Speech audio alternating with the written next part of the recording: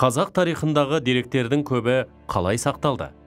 Қазақтың атақты шежірешілері туралы не білесің? Шежіре дегеніміз не? Осы сұрақтарға жауап берейік. Қазақ тарихындағы деректердің көбі қалай сақталды?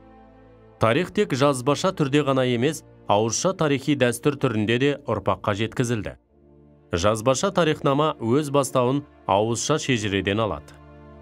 Тарихтың аталары Геродот пен Самосианнен бастап көптеген тарихшылар ауызша тарихнамалық дәстүрлерге сүйенді.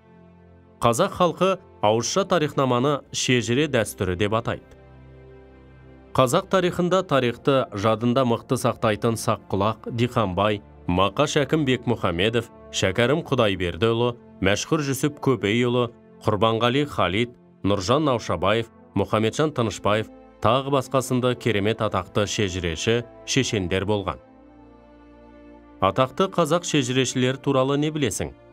19 ғасырдың соңы мен 20 ғасырдың басында Шәкәрім Құдайбердіұлы, Мәшһүр Жүсіп Көпейұлы, Құрбанғали Халид қазақ тарихын шежіре хатқа түсірген. Шәкәрім шежіресі қазақты тереңінен таратады. Шежіреде Орталық Азия көшпелілерінің тарихи жолы тұтас көрсетіліп, жазбаша деректер молынан пайдаланылған.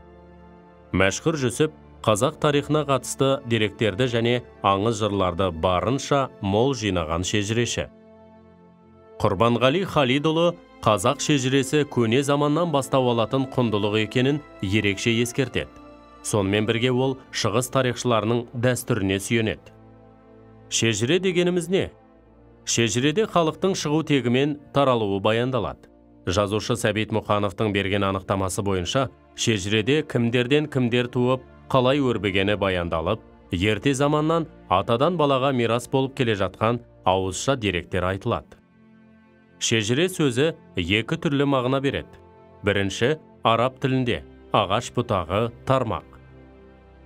Екінші, көне түркі және моңғол тілдерінде есте сақтау, жадыда ұстау.